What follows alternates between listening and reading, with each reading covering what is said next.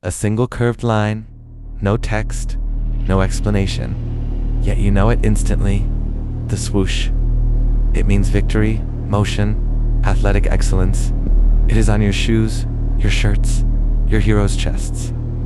But what if that curve is not a wing? What if it is a checkmark of compliance? What if the motion is not forward, but in circles? And what if the goddess it is named after demands not effort, but sacrifice?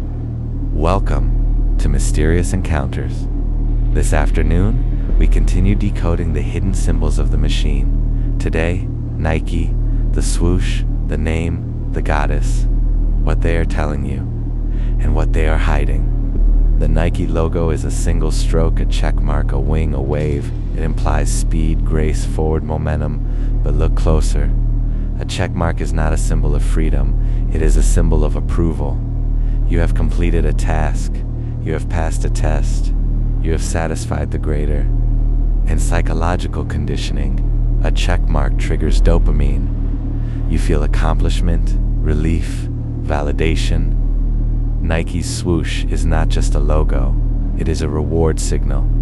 Every time you see it, your brain releases a tiny burst of satisfaction. The swoosh is also a hook, a curved line that starts wide and narrows to a point. It draws your eye from left to right, the direction of reading, of time, of progress. You are being guided. The point is the destination. The destination is always the same: purchase, conform, consume. In sacred geometry, the swoosh resembles the shape of a boomerang. What goes out must return. You buy the shoes, you wear the brand, you advertise for Nike. The boomerang returns profit to the corporation. You are the thrower and the target. Nike is not a made-up name. It is the Greek goddess of victory. She stands beside Zeus, dispensing triumph to warriors and athletes. Her wings were her most famous attribute, hence the winged swoosh. But the ancient goddess had a shadow. Victory was not free. It required sacrifice. Athletes offered blood, sweat, and devotion. Warriors offered their lives. To be favored by Nike meant you had earned her attention through struggle. Nike, the corporation, has inverted this. You do not earn victory through sacrifice, you purchase it. The swoosh on your shoe is not a medal, it is a receipt. You have paid for the illusion of triumph. The goddess has been commodified. She no longer dispenses victory. She sells the idea of victory to anyone with a credit card.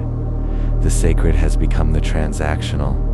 The classic Nike logo is black and white, no gray, no nuance.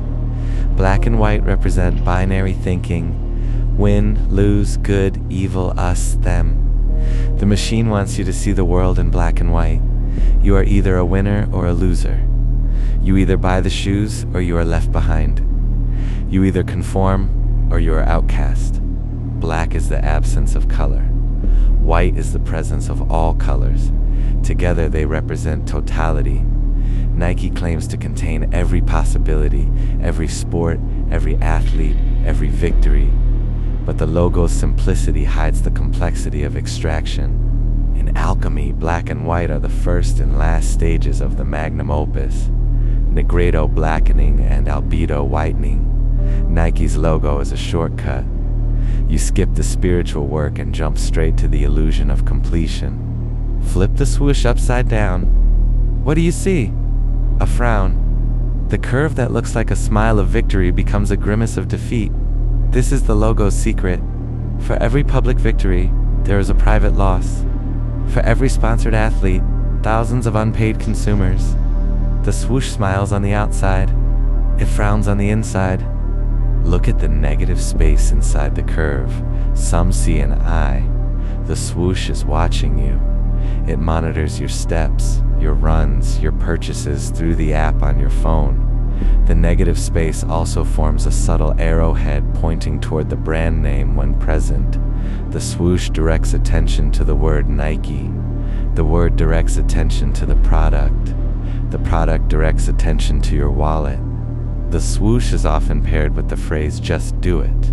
3 words, a command, no explanation, no justification. Just compliance. Just do it bypasses the conscious mind. It speaks directly to the impulse center. Do not think, do not question, do not hesitate, obey. In neuro-linguistic programming, the word just minimizes resistance. It makes the action seem small, easy, inevitable. Do is active, directive. It is vague. The target can be anything. Running, buying, conforming. The phrase is a hypnotic trigger. The command is also a trap. Once you just do it, you have committed. You have bought the shoes. You have entered the race. You cannot stop without admitting failure. The machine owns your momentum. What does the Nike logo really mean? One sentence, a checkmark of approval from a commodified goddess, commanding you to obey without thought, while the hidden face frowns at your sacrifice. The swoosh is not a wing. It is a hook. The goddess does not grant victory. She sells the illusion of it.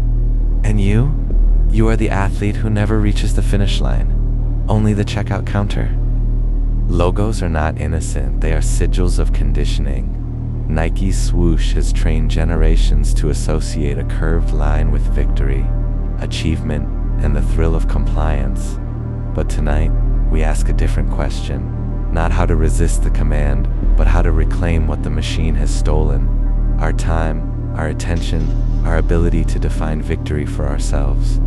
Tonight, on Mysterious Encounters, we explore the practice of reclamation. Taking back the symbols, the stories, and the self. Tonight's case file, the reclamation.